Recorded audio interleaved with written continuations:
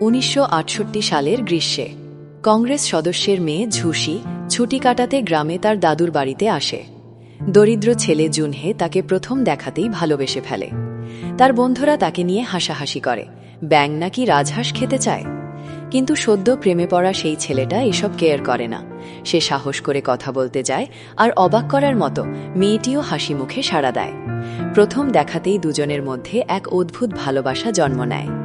গ্রামের সবকিছুই ঝুসির কাছে নতুন ও আকর্ষণীয়।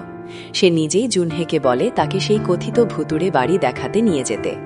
প্রিয় মানুষের অনুরোধ, তাই জুনহে রাজি হয়ে যায়।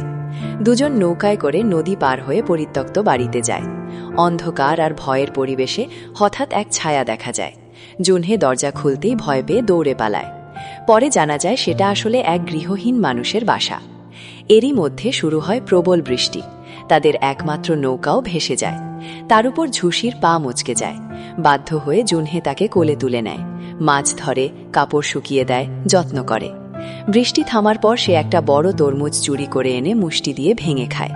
এই সরল গ্রাম্য আচরণে শহরের মেয়ে ঝুসি মুগ্ধ হয়ে যায়। রাতে বের হওয়ার পথ খুঁজে পেয়ে জুনহে একটি জোনাকি ধরে তাকে উপহার দেয়। এই ছোট্ট কাজটাই মেয়েটির হৃদয় গলিয়ে দেয়। বিদায়ের সময় ঝুসি তার নেকলেস জুনহেকে দেয়, ভালোবাসার স্মৃতি হিসেবে। কিন্তু এর মূল্য দিতে হয়।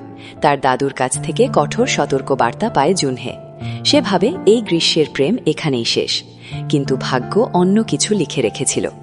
নতুন সেমেস্টারে জুনহের বন্ধু ঝেঙেন তাকে বলে তার বাগদত্তার জন্য প্রেমপত্র লিখে দিতে। ছবি দেখে জুনহে অবাক। সে মেয়ে আর কেউ নয়, ঝুসি। এটা ছিল পরিবারের ঠিক করা বিয়ে। একদিকে বন্ধুত্ব, অন্যদিকে সত্যিকারের ভালোবাসা। জুনহে দ্বিধায় পড়ে যায়। শেষে সে নিজের ভালোবাসা বন্ধুর নামে প্রকাশ করতে থাকে। ঝুসি পিয়ানো পারফরমেন্সে আমন্ত্রণ জানায়।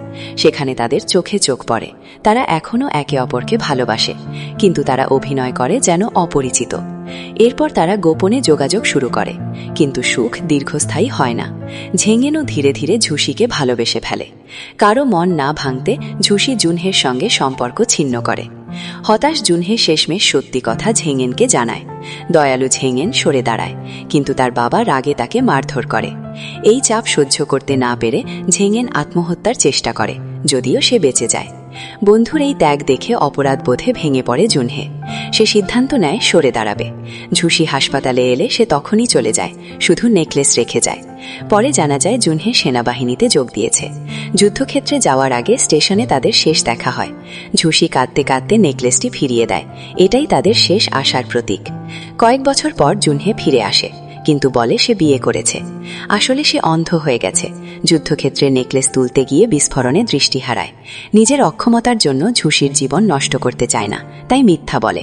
অবশেষে ঝুসি পরিবারের চাপে ঝেঙেনকে বিয়ে করে। বহু বছর পর জানা যায় জুনহে আসলে কখনো বিয়ে করেনি। সে একা অন্ধ অবস্থায় জীবন কাটিয়েছে, শুধু ঝুসির স্মৃতি নিয়ে। মৃত্যুর পর তার ছাই ছড়িয়ে দেওয়া হয় সেই নদীর তীরে, যেখানে তাদের প্রথম দেখা হয়েছিল।